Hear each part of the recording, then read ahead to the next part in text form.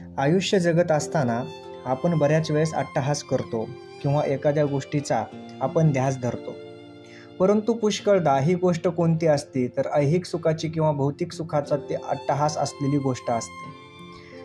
त्यामधून जे मिळणारं सुख किंवा समाधान असतं किंवा जो आनंद असतो तो एक क्षणिक सुखाचा असतो. तो काही दीर्घकाळ चिरंतर टिकणारा आनंद असा राहत नाही, कारण त्या वेळेला ती वस्तू मिळत जाते आणि तो आनंद संपून जातो. परंतु अध्यात्माचा, परमेश्वराच्या नामस्मरणाचा, त्याच्या नावाच्या गोडीचा हा जो आनंद असतो, हा आनंद मात्र सदैव आणि चिरकाल टिकणारा असतो. आपण कोणत्या गोष्टीसाठी अट्टहास करायला पाहिजे हे जर आपल्याला समजलं किंवा वेळीच लक्षात आलं तर आयुष्य हे सुखकर होत असतं. संत तुकाराम महाराजांनी त्यांच्या आयुष्यामध्ये अनेक गोष्टींचा अट्टहास करताना एक गोष्ट सांगितली की त्यांनी फक्त पांडुरंगाच्या नावाचा, या परमेश्वराच्या ईश्वराच्या चिंतनाचा, त्याच्या नामस्मरणाचा, त्याच्या रूपाचा, त्याच्या असलेल्या चांगल्या गुणांचा अट्टहास धरला. म्हणून जी काही त्यांची आजची अवस्था आहे ही चांगली आहे असं ते म्हणतात. कदाचित ते असं म्हणतात की याच्या अगोदरची किंवा पूर्वीची अवस्था ही ठीक नव्हती आणि आत्ताची जी अवस्था आहे, जेव्हापासून मी ह्या नामकीर्तनामध्ये दंग झालो, जेव्हापासून मी ह्या पांडुरंगासोबत एकरूप झालो, तेव्हाची जी अवस्था आहे ही अवस्था चिरकाल टिकणारी आणि मनाला शांती, समाधान, आत्मिक सुख, आनंद देणारी आहे. संत तुकाराम महाराज त्यांच्या एका अभंगामध्ये सांगतात की याजसाठी केला होता अट्टहास, शेवटाचा दिस गोड व्हावा. आता निश्चिंतीने पावलो विश्रांती, खुंटली या धावा तृष्णेची या. कौतुक वाटे झाली या वेचाचे, नाव मंगळाचे तेने गुणे. तुका म्हणे मुक्ती परिनिली नवरी, आता दिवसचारी खेळी मेळी. एवढ्या सुंदर शब्दामध्ये तुकाराम महाराजांनी या गोष्टींचं वर्णन केलेलं आहे. या अभंगामधून ते असं आपल्याला दाखवून देतात आणि सांगतात की याजसाठी केला होता अट्टहास, शेवटचा दिस गोड व्हावा. हा जो अट्टहास, हा जो खटाटोप का केला होता तर याचसाठी केला होता की शेवटचा जो दिवस आहे आयुष्यातला तो गोड व्हावा, शेवटचे क्षण गोड व्हावे. कारण आता जर आपण मेहनत नाही घेतली, परिश्रम नाही घेतलं, चांगलं कार्य जर नाही केलं, चार माणसं जर नाही जोडली तर आपला शेवटाचा जो काळ आहे तो गोड कसा होईल.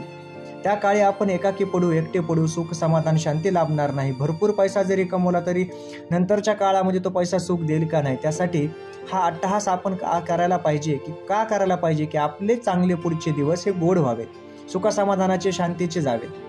म्हणून तुकाराम महाराज म्हणतात की याचसाठी आम्ही अट्टहास केला होता की शेवटाचा दिवस आमचा गोड व्हावा.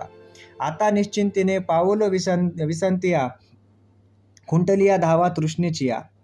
म्हणजे काय, आता आम्ही निश्चिंत झालो आहोत आणि ह्या निश्चिंत झाल्यामुळे कसल्याच प्रकारची चिंता मनाला नाहीये. आमच्या डोक्याला शांती, समाधान पूर्णपणे लाभलेलं आहे आणि म्हणून आता आम्ही विश्रांतीत पावलो आहोत. एवढे आम्ही आता विश्रांतीमध्ये पावलेलो आहोत की एवढे आम्ही निश्चिंत झालेलो आहोत की आता आमचा कोणत्याही गोष्टीविषयी आसक्ती भाव नाहीये, कोणतीही तृष्णा आमच्या मनामध्ये नाहीये. ह्याची तृष्णेविषयीची असलेली आमची धाव, तृष्णेविषयी एखाद्या गोष्टीची आसक्ती असलेली, मोह असलेला, हे आमचं सर्व आता निघून गेलेलं आहे. आपल्या आयुष्यामध्ये आपण असलं नसतं. आपली तृष्णा कधी संपत नाही, आपली हाव आपल्याला कधी संपत नाही, आपल्या मर्यादा आपल्याला कळत नाहीत. आपण त्या हवेच्या मागे, लालसेपोटी आपण मागे मागे जात राहतो आणि इतक्या आपण पुढे निघून जातो ह्या लालसेच्या मागे जाऊन की आपल्याला कळत नाही की थांबावं कुठं आणि नंतरच्या आयुष्याचं आपल्याला काय होईल. म्हणून आपल्यासाठी हा चांगला संदेश आहे की आपण जेव्हा एखाद्या गोष्टीचं निश्चिंत पावतो त्यावेळेला आपल्याला तृष्णेची जर आपण हाव सोडून दिली तर आपल्यासारखं सुखी समाधानी आयुष्य हे कोणाचंही नसेल. पुढे ते म्हणतात की कौतुक वाटे झाली या वेचाचे, नाव मंगळाचे तेने गुणे. आता मला या गोष्टीचं कौतुक वाटतंय की माझं आत्ताचं आयुष्य, आत्ताची अवस्था ही एवढी सुंदर आणि छान आहे. कशामुळं तर मी हे विठ्ठलाचं नाव, हे परमेश्वराचं नाव सारखं गुणगुणत गेलो, हे नामस्मरण करत राहिलो. एवढी ताकद असते ह्या नामस्मरणामध्ये. कारण कौतुक काय बघून वाटतं तुकाराम महाराजांना की त्यांची अगोदरची अवस्था आणि आत्ताची अवस्था, ह्या दोन अवस्थेमधला फरक सांगतात ते की आत्ताची अवस्था खूप छान आहे, अगोदरची अवस्था अशी नव्हती. की ज्या वेळेस मी त्यांचे नामस्मरण करायला लागलो त्यानंतर मात्र एवढी अवस्था छान झाली, आयुष्यामध्ये एवढं समाधान लाभायला लागलं. या नामस्मरणामुळे मी सर्व गोष्टीचा, मोहाचा त्याग करू शकलो आणि खरी परमेश्वर प्राप्ती काय असती हे जाणीव झाली. कौतुक वाटे झाली या वेचाचे, नाव मंगळाचे तेने गुणे. ते पुढे असं म्हणतात की तुका म्हणे मुक्ती परिनिली नवरी, आता दिवसचारी खेळी मेळी. तुकाराम महाराज सांगतात की आम्ही नवरीच केलंय कोणाला तर मुक्तीला नवरी केलंय, म्हणजे आमची मुक्ती आता जीवनासोबतच आहे.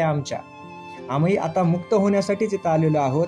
आणि आता जे शेवटचे काय 4 दिवस राहिलेत हे खेळीमेळीचे घालवायचेत, कारण आता कोणत्या गोष्टीची अपेक्षा, आशा राहिली नाही, आकांक्षा राहिली नाही. आम्ही जे काही प्राप्त केलं ह्या परमेश्वराच्या नामस्मरणामध्ये आम्हाला प्राप्त झालेलं आहे. जे आम्हाला सुख, समाधान, जे आत्मिक आम्हाला साध्य करायचं होतं ती आत्मिकता आम्ही पूर्णपणे साध्य केली. आणि या नामस्मरणामुळं, आमच्या ह्या गुणगानामुळं परमेश्वराचं जे आम्ही केलेलं आहे यामुळं आम्हाला आयुष्यात भरभरून मिळालेलं आहे. अशा प्रकारचा आनंद आम्हाला मिळाला आहे की या आनंदामध्ये आमच्या मनातला आनंद आणि ह्या ईश्वरातला परमानंद हा एकरूप झालेला आहे. त्यामुळं आम्ही आता कसल्याच गोष्टीची इथं चिंता करत बसणार नाहीत. आम्ही पूर्णपणे विश्रांती पावलो आलो आहोत.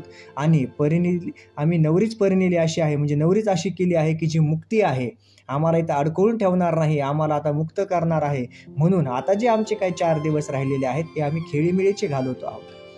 ज्यावेळेस आपण देखील आपला मोह सोडून देतो, मोठेपणा, अहंकार सोडून देतो आणि निश्चिंत राहतो, त्यावेळेस आपण देखील आपलं आयुष्य हे खेळीमेळीने जगू शकतो. परंतु आपल्याला ही आसक्ती लागलेली असते मोहमायेची, लालसेची, ही आपल्याला सोडता येत नाही. जर आपण ही मोहमायेची आसक्ती सोडली तर आपलं देखील आयुष्य हे सुखसमाधानाचं होऊ शकतं. आपण जे जीवन जगतो आहोत हे जर जीवन आपण चांगलं खेळीमेळीनं जगलो तर आपलं वातावरण, आपलं सभोवतालचं वातावरण हे निश्चितपणे चांगलं राहील. आणि आपण जे मानवी जन्माला आलेलो आहोत ह्या जन्माचं सार्थक झाल्यासारखं, ह्या जन्माचं पुण्य पदरी पडल्यासारखं आणि या जन्मामधून चांगलं काहीतरी कार्य करता आल्याचं आपल्याला समाधान लाभेल. त्यासाठी गरज असते ती फक्त आपल्याला परमेश्वराच्या नामस्मरणाची, चांगलं कार्य करण्याची, शुद्ध निर्मळ आचरण ठेवण्याची, योग्य विवेकबुद्धीनं वागण्याची. आणि हे जर सर्व आत्मसात केलं तर आपलं जीवन सुखकर आणि मंगलमय होईल.